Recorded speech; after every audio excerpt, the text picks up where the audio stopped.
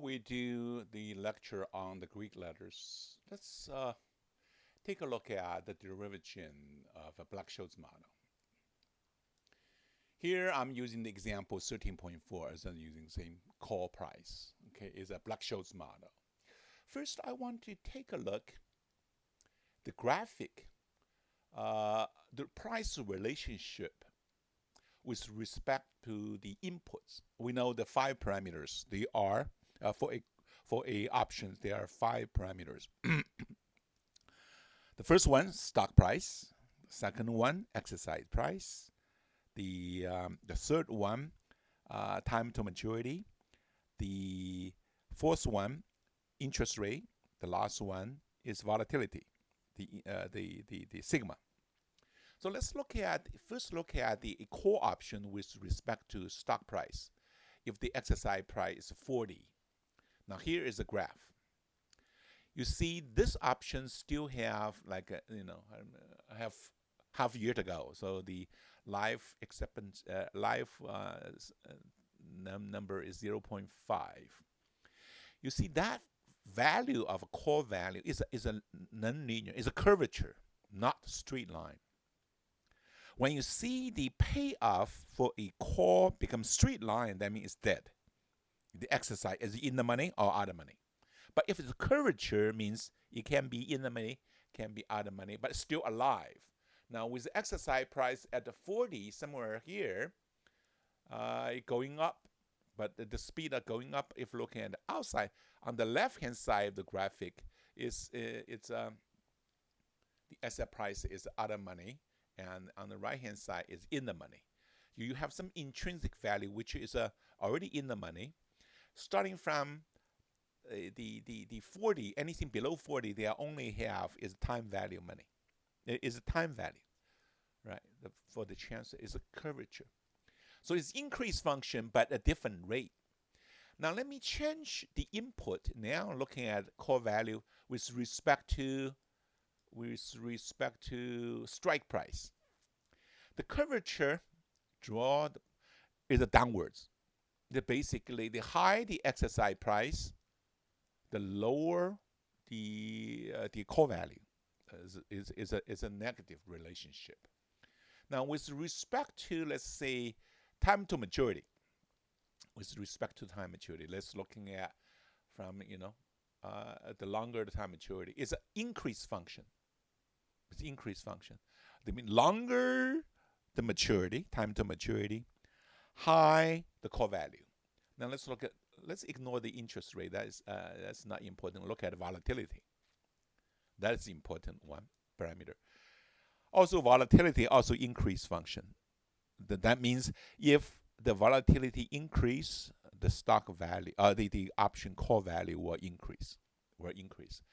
So those are the relationship between the inputs with respect to the core value. Now, core value, we say that is a function of five parameters. Now, we're looking at hold everything constant. You're looking at the change of one input, what we call a partial derivative. You're looking at what the partial tells us is the changing speed. That leads to the Greek letters. Now, if you're looking at the price data on the left panel, the call price is $4.7594. Now this is the core value. But they instantaneously also calculate delta ratio, gamma ratio, Vega ratio, Theta ratio, and Rho ratio. Those are Greek letters. Delta ratio is a hedge ratio. It's automatically calculated for you. Is how many? Remember, in our binomial, the single step example, we find a delta which will make the final payoff exactly equal, the perfect hedge, right? The delta is a hedge ratio. Our example showed it for every 0.25 stock delta rates versus one short put. Your perfect hedge is perfect hedge. Now those are all the calculation delta ratio.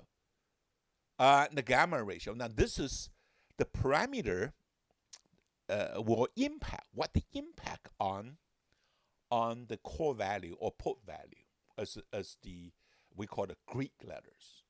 Okay, so usually the software will automatically calculate that for you. For you as a student of that, I'm not hold you responsible for the calculation because usually those one will be calculated. But I want you have a sense as for what those Greek letters represents. Okay, represents. Now, first, let me do our lecture now. Slideshow from here. Chapter 17. Many financial institutions now, if you're looking at their on the book, they all provide some kind of weird what we call it, a lot of derivative security to their clients, right? They sell call, sell put, or sell swaps, arrange swaps, but they create on one hand is a revenue source. They make a profit for provide those underwriting those contract. On the other hand, they create risk for the institution, financial institution. So now let's look at one example. A bank has sold for $300,000 a European call option contract on 100,000 share of non-dividend paying stock. We're just using just an example. The stock currently is $49, exercise 50, so it's slightly out of money. Slight out of money. Interest free rate 5%, sigma 20%. If this option is 20 weeks, and the stock has a expected rate of return about 13%. Now here we don't. It's not relevant. Using Black-Scholes model, we're only looking at risk-free rate because of what we call the risk-neutral evaluation. Now, if we use Black-Scholes model to calculate this option, right, it's $2.40 per call times 1,000. You get that number. How much they sold for that? They sold this one with a fair Black-Scholes model 240. They sell for $300,000. Now this $300,000 represents the $60,000 profit. Let's assuming Black-Scholes model is right. They actually sold the stuff only worth $240, but they sold for $300. That means $60,000 is the profit. But why they charge you a $60,000 more? Because the risk they are facing. Because if you underwrite a call option, you become a sitting duck. Because if the stock goes up more than 50, right, your client will exercise against you, right, against that you. So you have exposure. So what strategy the bank should take? No, you can't take a naked position, don't do anything. But you become sitting duck. Or you can, using a covered position, we studied that the covered call, you just buy 100 share of the stocks, and when the stocks goes up, you buy share. But the problem is, if the stock goes down, then the value invested in $100,000 become losing money on the investment in the equity part. So when the stock go down, although the call option you are making money on it because it will out of money, but your investment in that 100 share of stock will losing its value, right? So they are using cover strategy. There are a certain strategy called like stop loss. You don't buy, you take a naked position only when you sell out of money option, but you since it's out of money, you're looking at the market. If the underlying stock goes up, you're in danger, right? So when the stock price reach 50, the exercise price, you will be at the money option. You buy stock, you cover yourself. So when the stock goes up, you cover yourself. When the stock go down, you don't cover yourself. What do? You sell it. When the stock goes down, you sell it in the stock. So it's called a stop loss because you are taking a short position. So when the stock goes up, you cover yourself. When stock goes down, you sell the stock, right? The stop loss. But in reality, it's hard to do. It's hard to do because transaction cost. And the other one is stock price. Sometimes the exercise price 50 is not, you can so precise. Sometimes maybe 51, 55, sometimes 49, 48. So it's a simplistic approach as you stop loss. It is a good strategy in theory, but in reality, it's hard to maintain. Hard to maintain. So what they do, they come with the Greek letters. Greek letter is using partial derivative. It's a partial derivative with respect to the underlying input. As I said, it's 5 input. Ignore the dividend, okay? 5 inputs. Now, usually you find the traders using Black-Scholes model to calculate the partials, calculate the partial derivatives. Okay, partial C over partial S, for example, holding everything constant. And in Black-Scholes model, we are usually using implied volatility. Among all the 5 inputs, S, K, T, interest rate, and the sigma. Only sigma is unobservable directly from market. So we're using implied sigma. Although, in pricing, specific pricing, particularly consider American option, we're using CRR model instead of Black-Scholes model. Now let's first pay attention to the delta model. Delta, you hold all the equation constant, only change, you hold all inputs constant except the change of stock price to see what the core value is. Now earlier I showed you the core value is, before it's dead, right? The core value is a curve. Core value is a curve. Now, what the delta is rate of change of the option price with respect to the underlying assets. We call the first order condition. You're looking at change. First is the increase function. It's a high stock price, high core value. See that? Now we check that point. For example, here in my binomial model, we're using delta. We get a 0.25. Now this one, let's assuming the delta is 0.6. In other words, the slope of that core value is about 0.6 increasing. But it's not a straight line because the option is still alive. So these 0.6 approximate at that point, at the point of A, is the slope. Is the rate of change of the option with respect to the stocks. So you short a call, you will match 0.6 of underlying stock. The perfect match. So trader will hedge the position.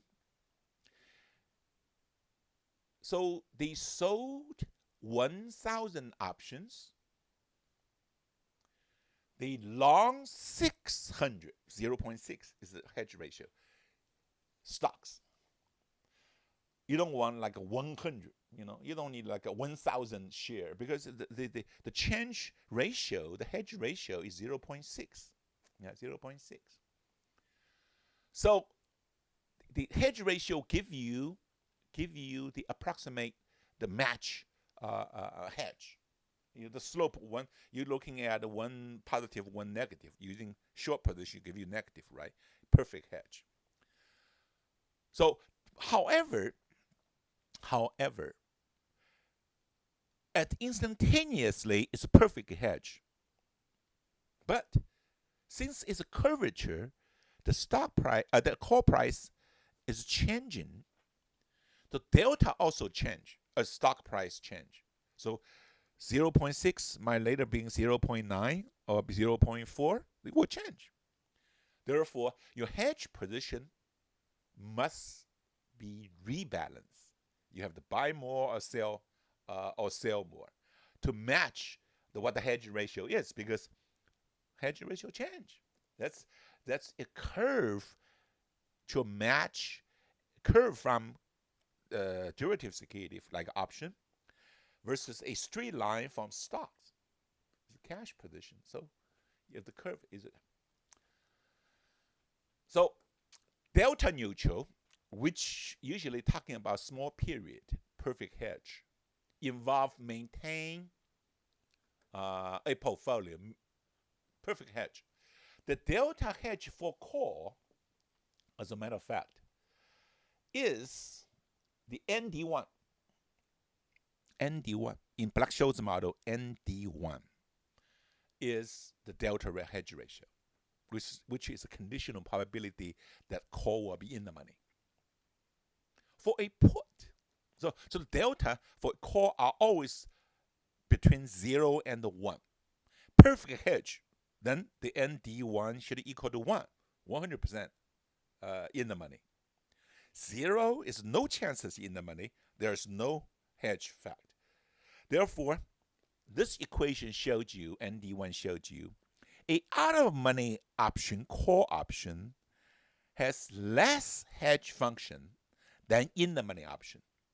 The more in the money, worth more. The coverage ratio is higher.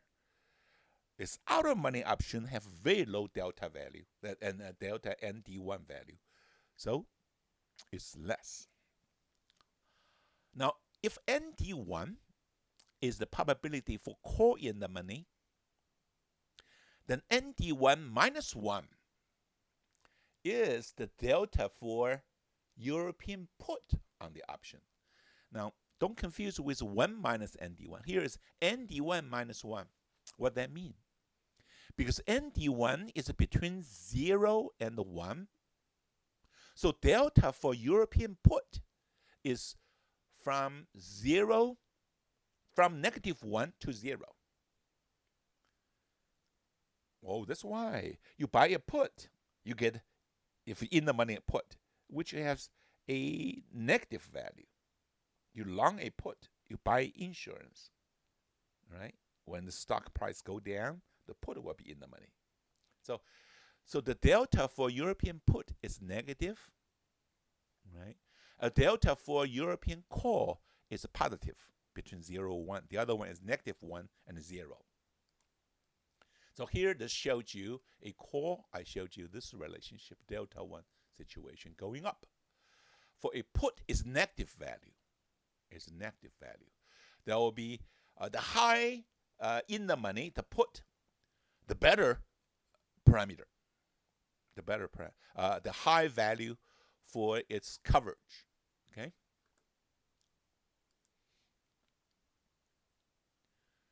Now, since the delta, since the core value will change as time go by, here is the delta change with respect to maturity.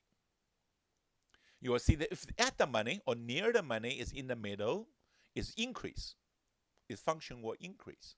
The delta increase. But at a slow rate. Now for a deep in the money, its value will going high, increase at speeds, accelerate in the money, getting more. However, out of money option, its delta actually, what am I saying? Delta with time maturity. Are we talking about core or put? You will see the delta changing.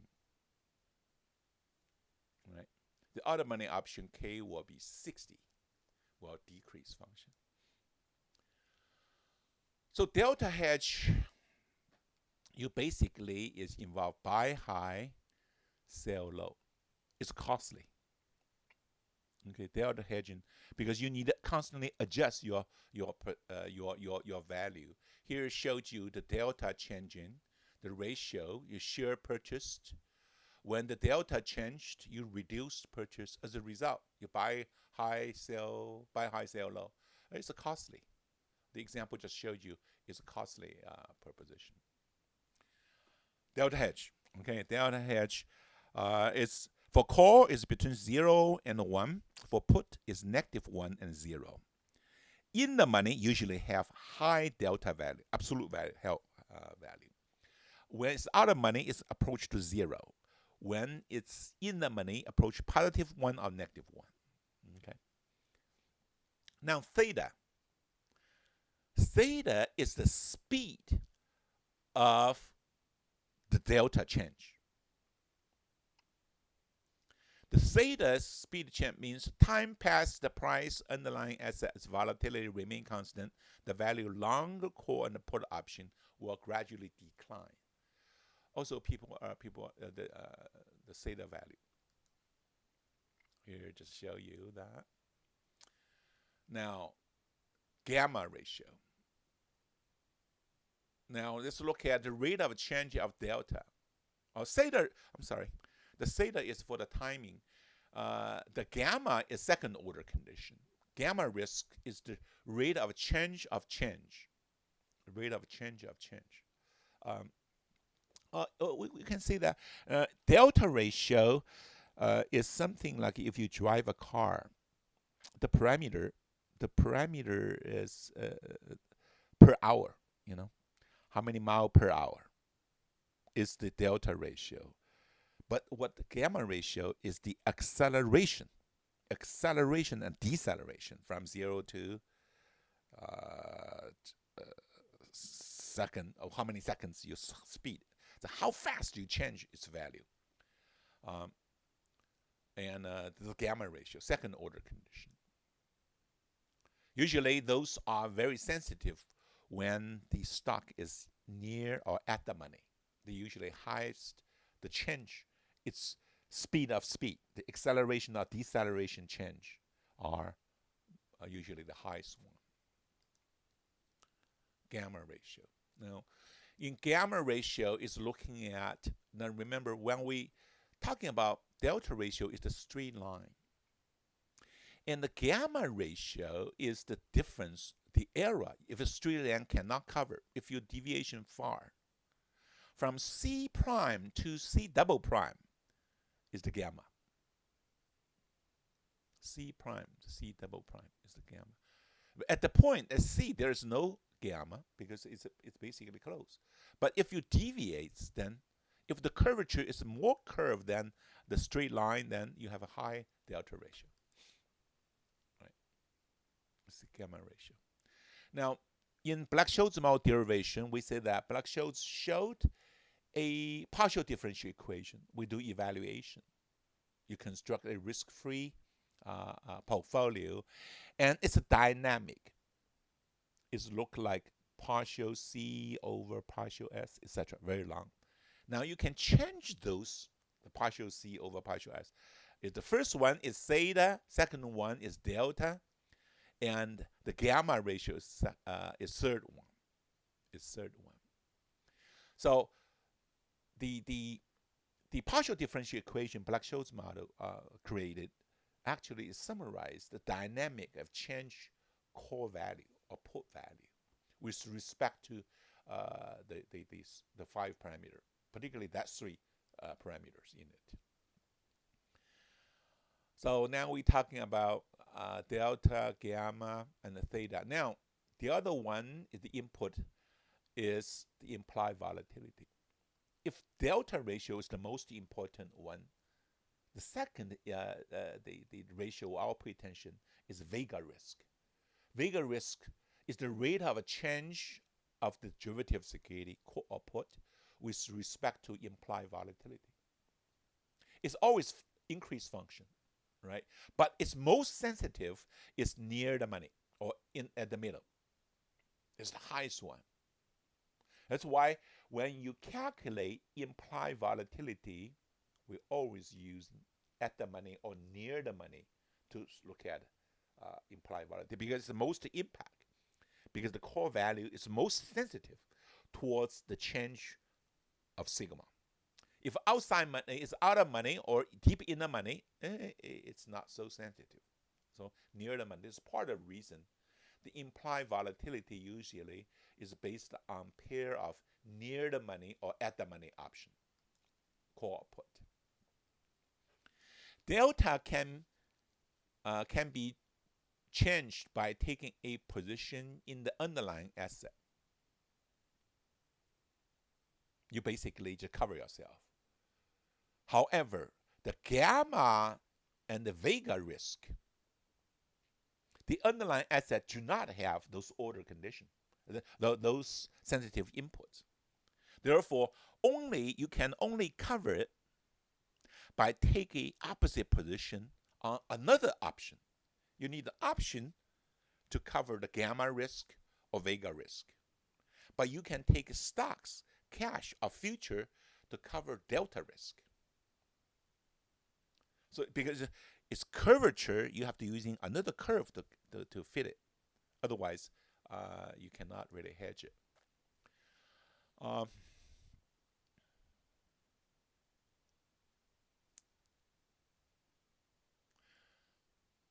For this class, I'm gonna really skip this part example because we have other subject to cover. So I'm going to skip this subject. Just let you know, understand the Greek will be good. Last Greek letter is the rho.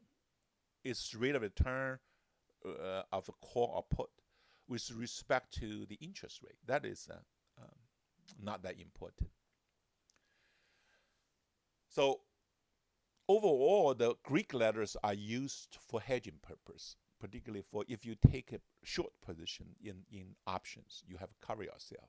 Usually will require, the gamma risk, if you are very low, you can hedge and forget. If your gamma risk is very high, you have to constantly modify your hedge position, right? So traders usually ensure their portfolio are delta neutral at least, right? Like basically hedge. However, when the opportunity arises, they were looking at gamma risk, Vega risk. As the portfolio become very large, that worthy the insurance. Because if hedging basically is costly, but it's worth, if the portfolio itself is huge, then it's worth the trouble, worth the cost. In addition to those calculate the Greek letters, you also can a simple scenario analysis to see, for example, if a market drop 10%, market drop 20%, or what your reaction in your portfolio is. Sometimes those are also kind of risk management tool in practice, people using it. But usually, a large portfolio do require make hedging, some kind of, because it's a cost. You can spread out the cost, so it's cost effective. The formula for calculate the Greeks, like a delta, gamma, theta, Vega, rho, are followings. So that's why I don't want to ask you to calculate. But those you can be easily done with your spreadsheet. Even in spreadsheet, doing this, the calculation will be straightforward. Now you can also using futures, which payoff is a straight line, to cover your delta hedging. You can short and long futures to cover your delta. Now, as for the they also can using like a synthetic, create a synthetic option. Now here is a brief mention, the book mentioned about portfolio insurance. Large portfolio mutual funds do use hedging technique, delta hedging, gamma hedging, Vega hedging, etc. But it takes some short positions, particularly when you created a perfect hedge. But on the other hand, when that's assuming you can sell the asset in the market. But when market crash, everybody wants to sell because we are using the same technique. There's no market. The liquidity dry. Then those dynamic hedging, as those Greek letters require dynamic hedging, constantly changing, become Not possible because market dried up. Just like an earthquake, earthquake already happened, disaster happened. There's no market for that, right? So people are criticized the October 1987 market crash due to the program trading. Program trading is based on those dynamic hedgings, right? Martin Rubenstein always make a joke on that. He created market crash because his dynamic changing hedging technique causing that. It's a self-fulfilling. It's almost self-fulfilling. It almost like a crying fire when in a crowded theater. Everybody want to rush, even there's no fire. Everybody rush out of the theater, then the market crashed, right? So it's a portfolio insurance. There is one big problem, as we are gonna next time next lecture is on value at risk. We're using the same method, Um, then it becomes self-fulfilling, a market crash. Now, in military, people say when the army is battalion cross the bridge, you don't want people step at the same like a rhythm, like in parade. You want people using different steps. Why? To prevent the harmonic destruction, because increase the vibration of the tree, not tree, the vibration of the bridge. But now with everybody teaching the same insurance portfolio insurance policy, people at the same time everybody want to sell. Then who is going to buy? So those are self-defeating, self-defeating portfolio insurance. It's one problem we have to facing. All right, that much for the Greek letters.